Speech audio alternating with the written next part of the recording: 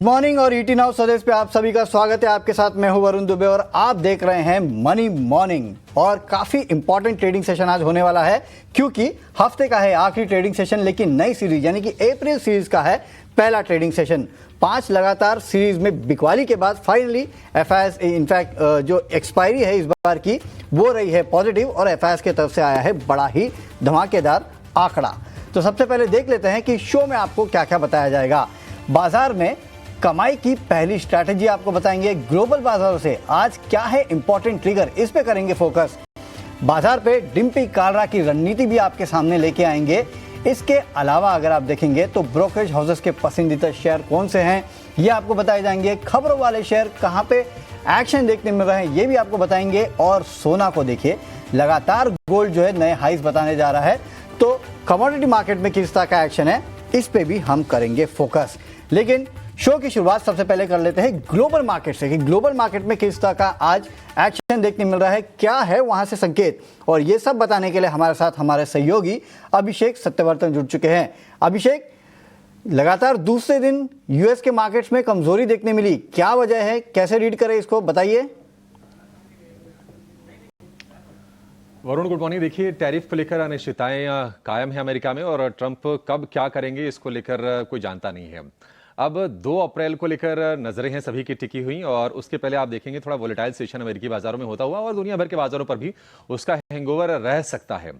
2 अप्रैल को reciprocal tariff को लेकर डोनाल्ड ट्रंप फैसला लेने वाले हैं, लेकिन ऑटोमोबाइल पर जो 25% एडिशनल टैरिफ का ऐलान किया उन्होंने, उससे अमेरिकी बाजारों का सेंटिमेंट थोड़ा सा डैमेज कल के सत्र में भी हमने होते हुए देखा। हालांकि दिन भर काफी ज्यादा वोलेटिलिटी रही, चाहे वो डाउ की बात करें या फिर नेस्डैक की बात करें। और आखिरकार डाउ जोन्स में हमने देखा कि 155 अंकों की गिरावट के साथ बंद हुए बाजार। वो नेस्डैक में करीब करीब 94 अंकों के आसपास की नरमी रही। तो टैरिफ को लेकर ये हैंगओवर ही था। बाकी अगर हम बात करें तो आज PC price index, personal consumption expenditure price index के आंकड़े आएंगे और पिछले महीने के मुकाबले कर देखेंगे फरवरी में तो 0.3% की बढ़त होने का अनुमान है, 0.5% की बढ़त होने का अनुमान है। अगर ये आंकड़ा ज्यादा हीटअप होता है तो थोड़ी सी महंगाई को लेकर चिंता बढ़ेगी। देखिए, यूएस फेड ने भी महंगाई को लेकर कहा था कि थोड़ी सी चिंताएं उस फ्रंट पर बढ़ सकती हैं। यूएस फेड के लिए, यूएस इकोनॉमी के लिए बड़ा ये क्रूशियल डेटा होगा, इस पर आज बाजारों की नजर होगी। अमेरिकी समय के मुताबिक ये सुबह सुबह ये आंकड़े वहां पर आते हैं। एशिया की बात करें तो आज हम देख रहे हैं कि जापान के बाजार निकेई में लगातार दूसरे सत्र में तेज गिरावट पर कारोबार हो रहा है। करीब 800 अंक नीचे है निकेई, क्योंकि अमेरिका ने जो टैरिफ लगाया था। देखिए, जापान के कई सारी ऑटो कंपनीज हैं जो कि दुनिया भर में कारोबार करती हैं। उसमें निसान है, उसमें होंडा है, तमाम कंपनीज हैं जिनका बड़ा एक्सपोजर है यूएस में। तो आज फिर से वहां पर कमजोरी का हम सत्र देख रहे हैं। लेकिन हांगकांग में हल्की सी तेजी है, वहां कोई ज्यादा प्रेशर देख नहीं रहे हैं। चीन के बाजार की बात करें, चीन में हल्की सी गिरावट पर कारोबार हो रहा है। तो एशिया से जो संकेत है वो मिक्स्ड हैं।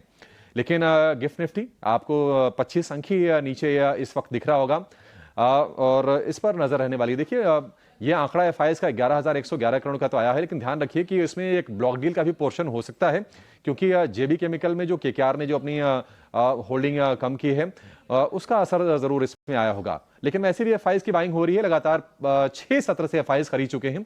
तो एफआईएस का पुश भारतीय बाजारों के लिए काम करता हुआ दिख सकता है। अन्य संकेतों की बात करें, सेफ हेवन डिमांड सोने में फिर से बढ़ी है। सोने का भाव $3080 के आसपास पहुंच गया है। और क्रूड की बात करें तो क्रूड में हम एक सस्टेन्ड मूव देख रहे हैं। कच्चे तेल के भाव, डॉलर इंडेक्स 104 के ऊपर है, 104.35 के आसपास है। और अगर हम यूएस के 10 ईयर बॉन्ड यील्ड की बात करें तो वो है 4.34% के आसपास की, उसमें भी कोई ज्यादा चेंजेस नहीं है। तो आज ग्लोबल बाजारों से मिक्स संकेत आपको वो दिशा नहीं देंगे, वहां से कोई डैमेज के संकेत नहीं है, कोई ऐसे सपोर्ट के संकेत नहीं है। एफआईएस का आंकड़ा आपके लिए काम कर सकता है और चाहे जैसे भी हो 11,000 करोड़ रुपए, 11,111 करोड़ रुपए बिल्कुल शुभ शुभ आंकड़ा एफआईएस की तरफ से और ये बाजारों को फिर से सपोर्ट देने का काम कर सकता है। शुक्रिया अभिषेक, ये पूरा अपडेट हम तक पहुंचाने के लिए, विस्तार से समझाने के लिए कि वो ग्लोबल मार्केट से किस तरह के संकेत देखने मिल रहे हैं। लेकिन चलिए अब आगे बढ़ते हैं और हमारे सहयोगी डिम्पी कालरा को हमारे साथ जोड़ लेते हैं, क्योंकि मार्केट में अगर आप देखेंगे तो अच्छी खासी कल खरीदारी देखने मिली। डिम्पी को जोड़ते हैं और साथ साथ ये भी बता देता हूँ कि कल डिम्पी ने क्या कहा था। डिम्पी ने कहा था कि मौका देख के आप एंट्री कीजिएगा, बड़े मूव के लिए आपको तैयार होना है और रोल ओवर डेटा बता रहा है कि मार्केट में एक्साइटमेंट रहेगा। तो डिम्पी, गुड मॉर्निंग। मार्केट में एक्साइटमेंट तो कल हमने भरपूर देखा और सबसे एक्साइटेड तो ये एफआईएस थे। ये शगुन का 11,111 करोड़ रुपए की खरीदारी करके जा चुके हैं। बताइए कैसे देखना चाहिए और साथ ही साथ मार्केट के आज के ट्रिगर्स कैसे, आज मार्केट को कैसे देखें?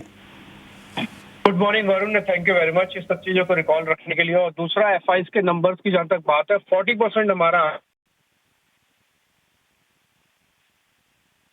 एग्जैक्टली, हमें भी नहीं पता कि कई बार सरस्वती बैठी होती है हमारी जीवा पे, तो एग्जैक्टली 40% का ही नंबर इस बार सीरीज के लास्ट डे लास्ट मिनट पे आ गया। तो इस चीज की खुशी है कि एफआईएस की होल्डिंग बढ़ी है और इस चीज की भी खुशी है कि रिटेल की होल्डिंग घटी है। प्रॉब्लम एफआईएस की होल्डिंग बढ़ने से नहीं थी, मतलब घटने से नहीं थी। रिटेल के पास काफी बड़ा माल था जो कि फंस गया था बीच में मार्केट में, और जिसकी वजह से मार्केट में उनको काफी बड़ा नुकसान भी हुआ होगा अगर उन्होंने माल काटा है तो। अगर नहीं काटा तो उनके रेट्स तो वापस आ ही रहे हैं। अब आगे की रणनीति देखो, मार्च सीरीज में मैं 3 पॉइंट से आपको क्लियर कर दूंगा। अप्रैल सीरीज आपको उससे अच्छे से पता लग जाएगा। पहला, ओपन इंटरेस्ट के लिहाज से सीरीज लाइट है बॉस, बहुत लाइट सीरीज में हमने ट्रांसफर किया। 91,000 कॉन्ट्रैक्ट बैंक निफ्टी के अंदर लेके आए हैं, जबकि कॉन्ट्रैक्ट होने चाहिए थे 1.25 लाख। तो हमने 30-40 हजार कॉन्ट्रैक्ट कम है, एथिकली देखा जाए 25-30% माल कम लेके आए हैं। तो सीरीज काफी लाइट है। गुड न्यूज डालोगे तो रॉकेट बना देगा और बैड न्यूज डालोगे तो नीचे भी लाएगा। तो 24 सेशंस रहेंगे आगे चल के। इस चीज का हमेशा आप ध्यान रखना, मार्केट लाइट है, डेंस नहीं है। दूसरा पॉइंट आता है प्रीमियम्स। प्रीमियम्स ठीक आए हैं, 350 380 पॉइंट का प्रीमियम है बैंक निफ्टी पर और करीब 200 पॉइंट का प्रीमियम है निफ्टी पर आया है। तो प्रीमियम्स ठीक है, इसका मतलब इच्छा शक्ति काफी अच्छी है और लोग आगे चढ़ के पैसा लेना चाहते हैं, बनाना चाहते हैं। तो premiums are good. Second point, third point आता है इसका रोल ओवर्स के नंबर। रोल ओवर एवरेज से स्लाइटली कम है, 77% का रोल ओवर है निफ्टी पर और 77% का ही रोल ओवर बैंक निफ्टी पर ही है। तो स्लाइटली कम है रोल ओवर, बट इतने भी कम नहीं है। देखो, सीरीज जब आपको 4.5-5% का रिटर्न दे देवे, उसके बाद अगर आपके रोल ओवर इस तरह के आ जाए, ओपन इंटरेस्ट ठीक आ जाए, तो ठीक ही माना जाएगा। तो नंबर वैसे लिहाज से हमने सीरीज में अच्छा ट्रांसफर किया है, उसको कोई प्रॉब्लम नहीं होनी चाहिए। किसी तरह की कोई प्रॉब्लम नहीं, कोई दिक्कत नहीं, सब कुछ चंगा से टाइप है। अब आती है एंट्री के लेवल। क्या एंट्री में यही करना है कि हमें डिप में करना है? देखो बॉस, अगर आप लेके बैठे हो माल तो आपको ट्रेलिंग स्टॉप लॉस लगाना है। मैं 2 चीजें बहुत क्लियर कर देता हूँ। अगर सपोर्ट पक्के हैं ना तो रेजिस्टेंस भी पक्के हैं। ऐसा ना माना जाए कि सपोर्ट पक्के हैं, देखो जी हम तो बाइंग ऑन डिप्स कर रहे हैं, तो रेजिस्टेंस भी उतना ही टफ है। ये रेजिस्टेंस की रेंज कहां से शुरू होगी ये भी बता देता हूँ।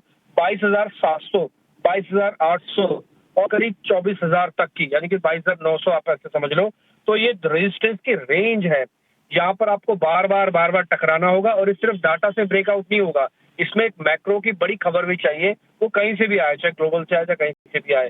तो इस चीज के लिए हमेशा ध्यान रखिएगा कि आपको 22,700-800 एक रेजिस्टेंस एरिया, सपोर्ट भी पक्का है।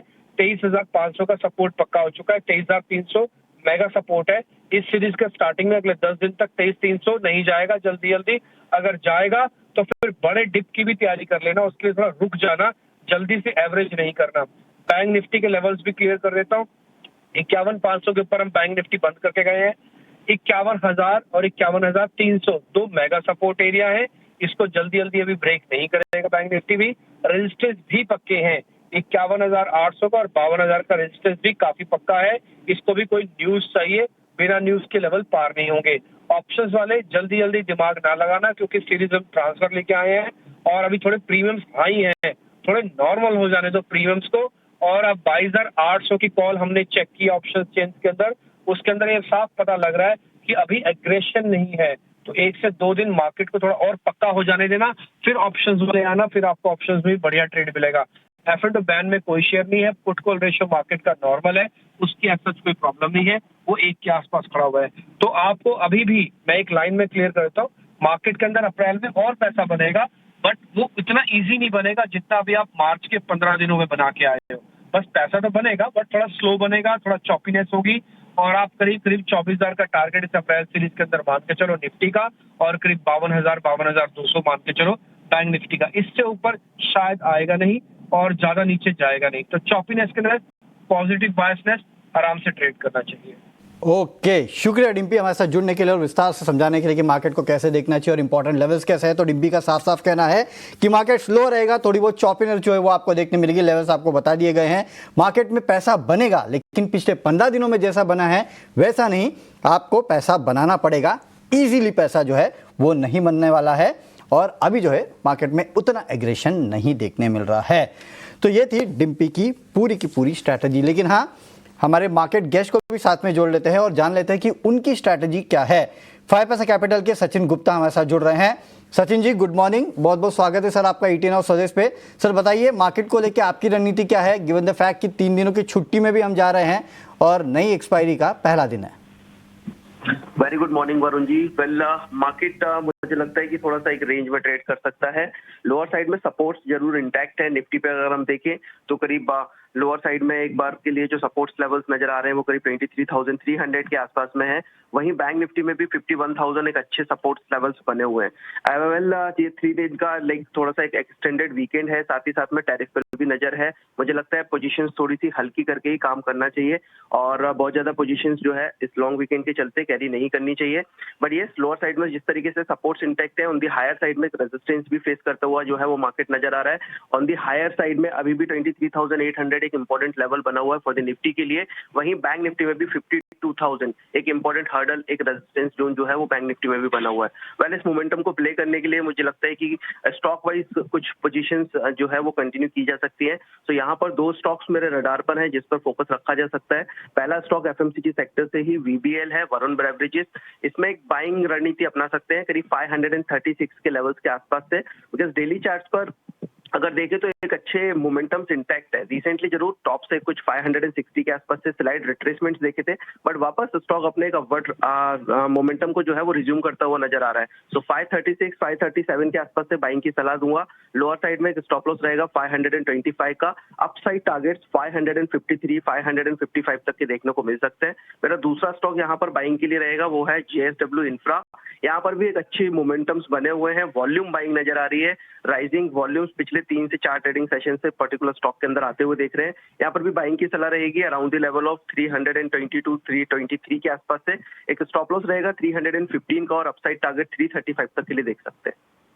ओके, शुक्रिया सचिन जी हमारे साथ जुड़ने के लिए और ये बेहतरीन स्ट्रैटेजी बताने के लिए और मार्केट पे अपनी राय देने के लिए और ये कॉज भी बताने के लिए। तो वरुण बेवरेजेस और जेएसडब्ल्यू इंफ्रा ये इनके पिक्स है और पोजीशन हल्की करके रहे तो बेटर है, क्योंकि आगे जाके 3 दिनों की छुट्टी है। लेकिन खबरों वाले स्टॉक्स ये सबसे इंपॉर्टेंट हो जाते हैं, क्योंकि पूरे दिन अगर आप देखेंगे तो यही स्टॉक्स फोकस में रहते हैं और इसका विश्लेषण करके विस्तार से बताने के लिए हमारे साथ जुड़ चुके हैं हमारे सहयोगी शरद दुबे। शरद, खबरों में तो काफी कुछ है, सबसे इंपॉर्टेंट क्या है आज बताइए। सबसे इम्पोर्टेंट तो मुझे को एक्सचेंजेस लगता है। अच्छा, यहाँ पे एक्सचेंजेस में अनलिस्टेड मार्केट में भी आज बहुत एक्शन होगा, लिस्टेड में भी होने वाला है। ओके, चलिए बताइए कौन सी खबर है। सबसे पहले ऑफ कोर्स बीएससी पे ही फोकस कर लेते हैं। बीएससी में इम्पोर्टेंटली जो है सेबी ने प्रपोज किया जो एक्सचेंजेस हैं उनकी जो एफएनओ एक्सपायरी है वरुण, वो सेम डेज रहे, सिर्फ 2 ही दिन रहेंगे, यानी कि ट्यूसडे या थर्सडे। और पहले एनएससी का बात हुआ था कि अपने जो डेट्स हैं वो मंडे को वो चेंज करने वाले, लेकिन वो अब वो रिट्रैक्ट करती हैं सेबी के कंसल्टेशन पेपर के बाद। अब नेट इसका इम्पैक्ट क्या होता है कि जो नए मार्केट शेयर जो बीएससी का आ रहा था वो जो है कंटिन्यू हो सकता है मेंटेन होने के लिए, और ट्यूसडे में अगर उनके एक्सपायरी डेज फिक्स रहता है तो उनका जो बड़ा मार्केट शेयर लॉस है वो नहीं रहेगा, ये एक्सपर्ट्स का मानना है। तो सेंटिमेंटली बहुत पॉजिटिव है बीएससी के लिए। और यहाँ पे मीडिया रिपोर्ट्स भी आ रही है कि जो एनएससी की जो आईपीओ की अप्रूवल है वो शायद डिले हो सकती है। तो सेंटिमेंटली प्ले आउट कर रहा है कि बीएससी के फेवर में जा रहा है।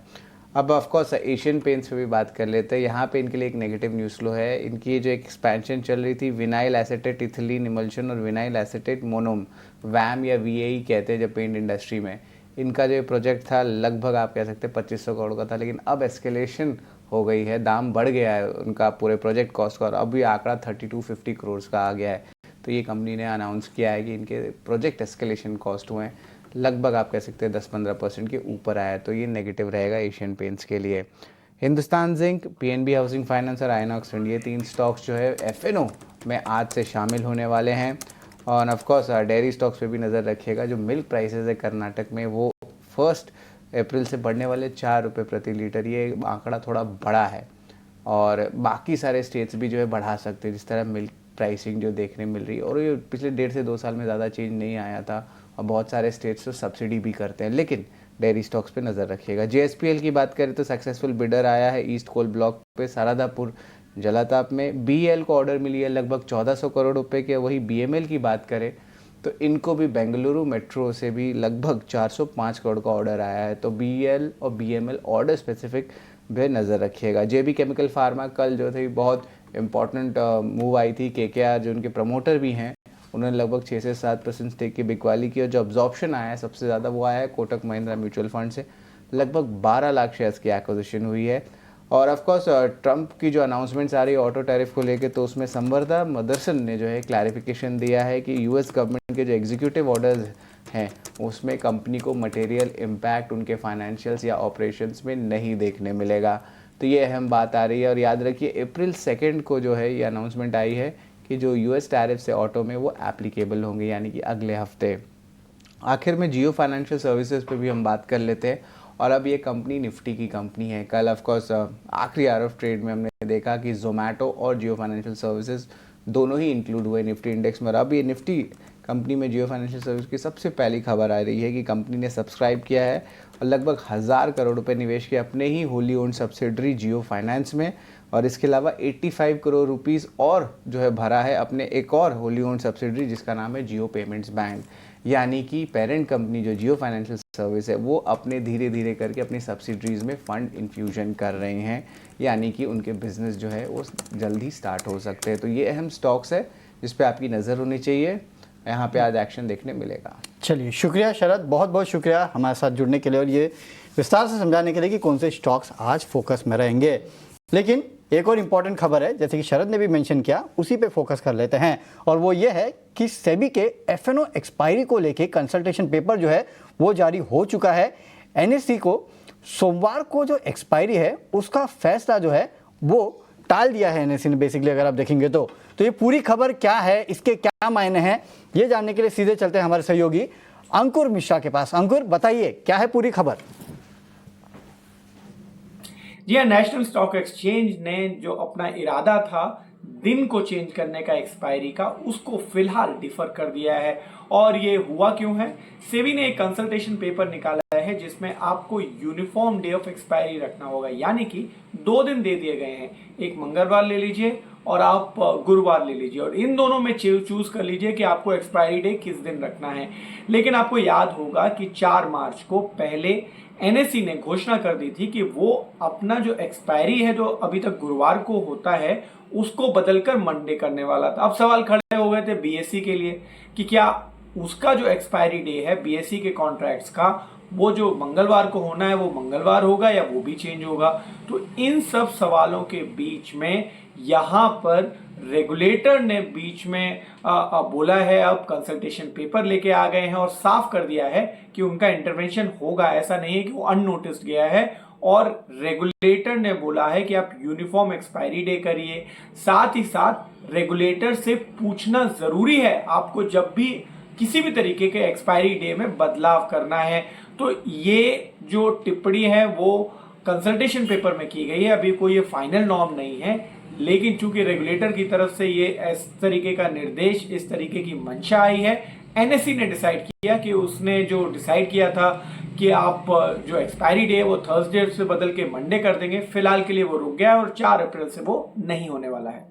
डेफिनेटली। तो शुक्रिया अंकुर, ये पूरा अपडेट हम तक पहुंचाने के। तो इंटरेस्टिंग है कि सेबी की तरफ से कंसल्टेशन पेपर आया और उसके बाद NSE ने अपनी एक्सपायरी जो है, जो पहले कहा था कि हम चेंज करके मंडे को करेंगे, वो अब फिर से टाल दिया है। तो देखते हैं आज एक्सचेंज रेटेड स्टॉक्स में किस तरह का एक्शन देखने मिलता है। लेकिन चलिए अब आगे बढ़ते हैं और कमोडिटी मार्केट पर करते हैं फोकस। तो हमारे साथ जुड़ चुके हैं एक्सपर्ट HDFC सिक्योरिटीज़ के अनुज गुप्ता कमोडिटी मार्केट पे बात करने के लिए। अनुज जी गुड मॉर्निंग, बहुत बहुत स्वागत है सर आपका 18 आवर्स स्वदेश पे। सर बताइए सिल्वर, क्रूड, इनको लेके क्या स्ट्रैटेजी होनी चाहिए और खासकर गोल्ड को लेके, यानी कि सोने को लेके क्या स्ट्रैटेजी होनी चाहिए सर? क्योंकि अब तो गोल्डमैन कह रहा है कि 3300 के आसपास के लेवल भी आपको देखने मिलेंगे गोल्ड पे, राइट? देखिए गुड मॉर्निंग। गोल्ड ने नया हाई बनाया इंटरनेशनल मार्केट में और हमें लग रहा है कि आज भी एक पॉजिटिविटी गोल्ड सिल्वर में देखने को मिलेगी, तो बाय का कॉल ही रहेगा। पर्टिकुलर गोल्ड के लिए हमें लगता है कि 88,100 के आसपास खरीदारी कर सकते हैं। 87,900 का स्टॉप लॉस लगा है, टारगेट लग रहा है 88,965 तक देखने को मिल सकता है। तो गोल्ड में हमें लगता है कि आज के लिए खरीदारी का ट्रेड इंट्राडे में बना सकते हो, सिल्वर के अंदर भी बाय का ट्रेड बना के चला जा सकता है। ओके, और कच्चे तेल में क्या करना है? देखिए कच्चे तेल में हमने कल एक रेंज बाउंड मोमेंटम देखा था। हमें लगता है कि कच्चा तेल अगर 6,035 के ऊपर चलता है तो खरीदारी का ट्रेड लेना चाहिए। स्टॉप लॉस 5,997 का लगाएं, टारगेट लग रहा है कि ऊपर में 6,125 तक देखने को मिल सकता है। तो अगर ये 6,035 के ऊपर चलता है तो खरीदारी का ट्रेड बना के चल सकते हैं। ओके, चलिए बहुत बहुत शुक्रिया अनुज जी हमारे साथ जुड़ने के लिए और कमोडिटी मार्केट पे अपनी राय देने के लिए। लेकिन चलिए शो को रैप अप करेंगे ईटी नाउ स्वदेश के साथ।